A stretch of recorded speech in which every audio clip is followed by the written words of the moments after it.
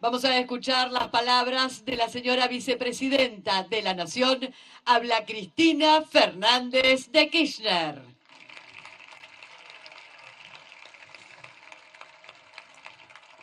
Muchas gracias. Bueno, muy buenas tardes, casi ya buenas noches a todos y a todas.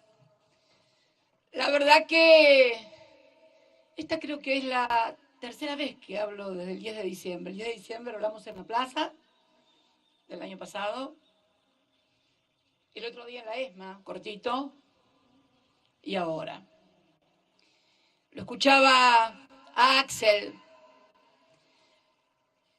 y también a Máximo y a Sergio hablar de la pandemia. Y la verdad que mi generación, y casi durante todo el siglo XX, pensamos que el cataclismo y el mundo patas para arriba iba a venir a partir de una guerra, ¿no?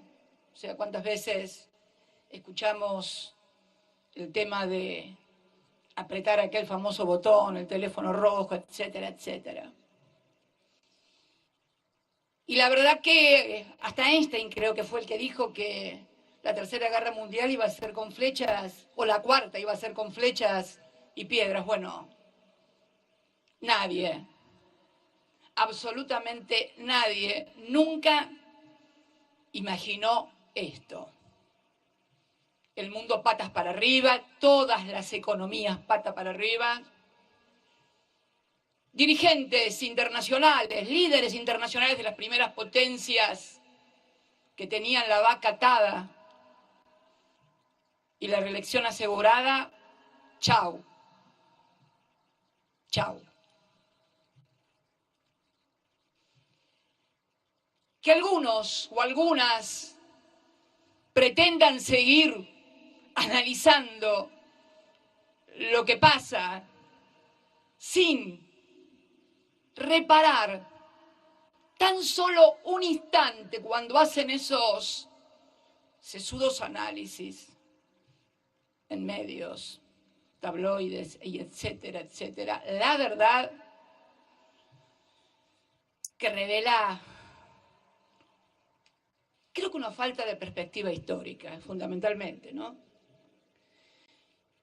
Y creo que los dos desafíos más grandes que vamos a tener en este año que empieza, además, claro, de la vacuna, como recién decía Axel, un formidable plan de vacunación, pero creo que el desafío por venir, el primero, vamos a tener que repensar todo nuestro sistema de salud en la República Argentina, al menos, que es donde tenemos responsabilidades nosotros, claro, ¿no?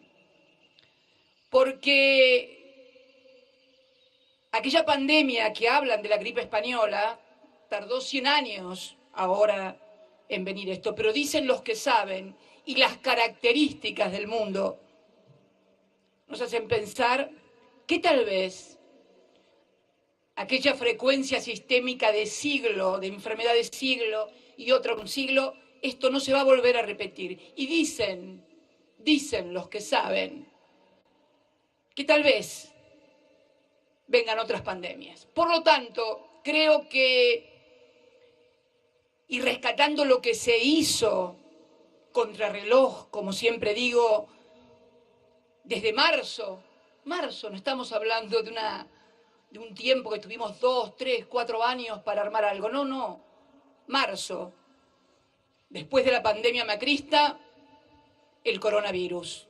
Y tuvimos que salir corriendo, literalmente, a armar hospitales, a inaugurar los que habían sido suspendidos, aún faltando un 5, un 7% cuando finalizamos nuestro gobierno, allá por el 9 de diciembre del 2015. Y yo también tuve mucho miedo, y lo charlábamos mucho con Axel, con Alberto, pero fundamentalmente con Axel, porque como él recién lo decía, el conurbano tenía todos los números para una catástrofe sanitaria sin precedentes. Yo no canto victoria, no quiero ser pájaro de mal agüero, hay que seguir con la guardia en alto y seguir laburando y poniendo mucho dinero en todo el sistema de salud. Pero me parece que tenemos que empezar a repensar un nuevo concepto de salud en la República Argentina. Miren, nuestro país debe ser, de toda Latinoamérica, el que más recursos humanos, tecnológicos, el que más inversiones tiene en materia de salud. Lo que pasa es que la tenemos dividida en tres sistemas, el público, el privado, el de las obras sociales. Bueno, vamos a tener que empezar a repensar un sistema nacional integrado de salud en el que podamos articular todo esto para hacer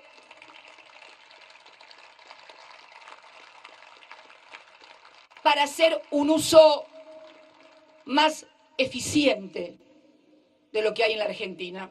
Recuerdo cuando se discutía en la Cámara de Diputados la finalización de los privilegios y de los fondos mal otorgados a la ciudad de Buenos Aires, que un legislador de la oposición, para fundamentar que eso estaba mal, decía que de cada 10 porteños, solamente 3 ocupan los hospitales públicos de la ciudad de Buenos Aires. Y entonces, el señor presidente del bloque de diputados, cuando le tocó cerrar aquel debate, dijo lo obvio: bueno, si solamente 3 porteños utilizan los hospitales públicos de la ciudad de Buenos Aires, quiere decir que esos hospitales tendrían que estar en otra parte. Obvio, es de pura lógica, porque realmente tenemos que repensar no solamente en el sistema sanitario, pero creo que es ahí donde urge un diseño de país que olvide esa concentración tan injusta, pero además de injusta, tan ineficiente económicamente para los que les gusta hablar de economía y de costos. Es muy ineficiente en términos de asignación de recursos. Entonces creo que debemos abordar esta tarea, que no quiere decir no contemplar los intereses de los privados, simplemente que tratándose de la salud, el Estado, que es el responsable de garantizarle a los argentinos y a las argentinas la salud, tiene que pensar y rediseñar desde un compromiso con el conjunto de la población un nuevo sistema sanitario. Y se me ocurre también que, no quiero ocupar demasiado tiempo porque tiene que hablar Alberto todavía, que el otro gran desafío que vamos a tener, obviamente, va a ser la economía. Sergio decía muy bien que la economía va a crecer en el 21. Pero ojo, yo no quiero que ese crecimiento se lo queden 3 o 4 vivos nada más.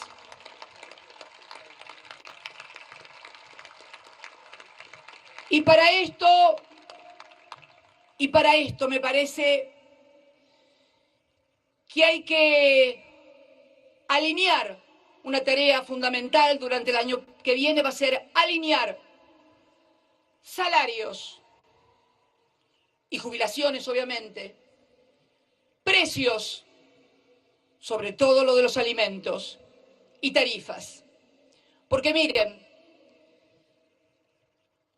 la Argentina es ese extraño lugar donde mueren todas las teorías económicas, digo yo. Y la verdad que aquí la actividad económica la mueve la demanda.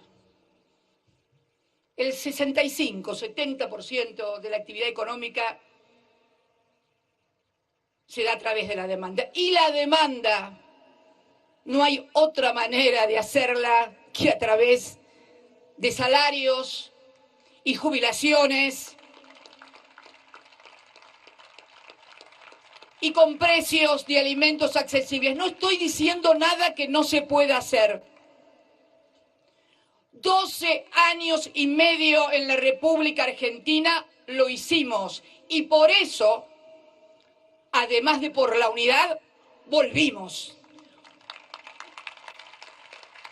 No nos olvidemos nunca de esto, porque si uno no sabe cómo llegó, es probable que tampoco sepa cómo ir. Entonces, tenemos que... Y siempre digo una cosa, miren, fíjense, ¿no? Una digresión. Axel debe ser el primer ministro de Economía, piénsenlo, debe ser el primer ministro de Economía de la República Argentina que gana una elección tan importante como la provincia de Buenos Aires. Nunca todos los que lo intentaron lo fracasaron. Fracasaron. ¿Saben por qué? Porque hay una memoria de la sociedad. Hubo una unidad fundamental. Pero si hubiéramos estado todos juntos y la gente hubiera vivido más los 12 años y medio que estuvimos, tampoco nos hubieran votado. Sí lograron, rompiendo la unidad, que no nos votaran pese a 12 años y medio de gobierno, en donde mejoró la participación de los trabajadores como nunca, o como en las viejas épocas peronistas, en la participación en el PBI, donde habíamos logrado la mejor jubilación de toda Latinoamérica, con la mayor inclusión previsional. Más del 90% de los adultos mayores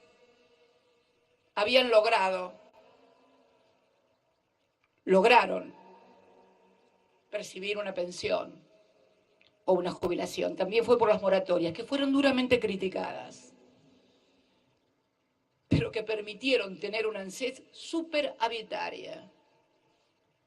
Yo no me voy a detener en lo que entregaron, en lo que pasó, porque ya todos lo sabemos.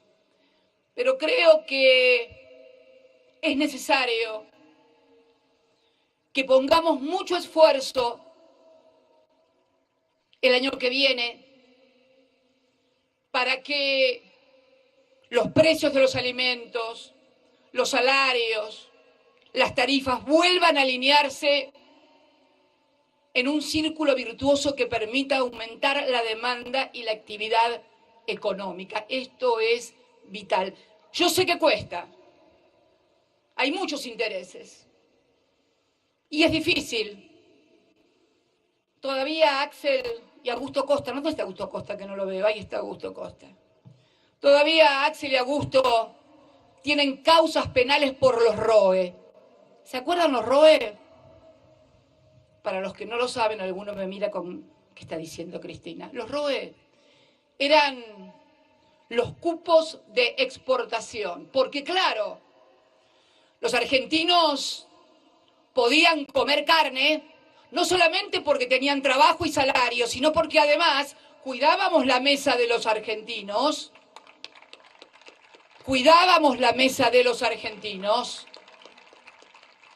tomando medidas que obviamente a algunos sectores le parecen antipáticas, autoritarias, y ya sabemos cuando a los poderosos algunas cosas les parecen antipáticas, intervencionistas o comunistas, cuando no nos pueden parar ni en el Senado ni en la Cámara de Diputados, se van a los juzgados.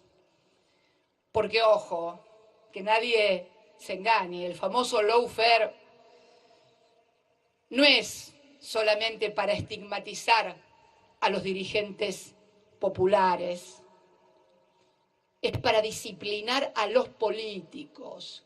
para que nadie se anime a hacer lo que tiene que hacer y tengan miedo de firmar, de proponer, de decidir o de autorizar. Pero bueno,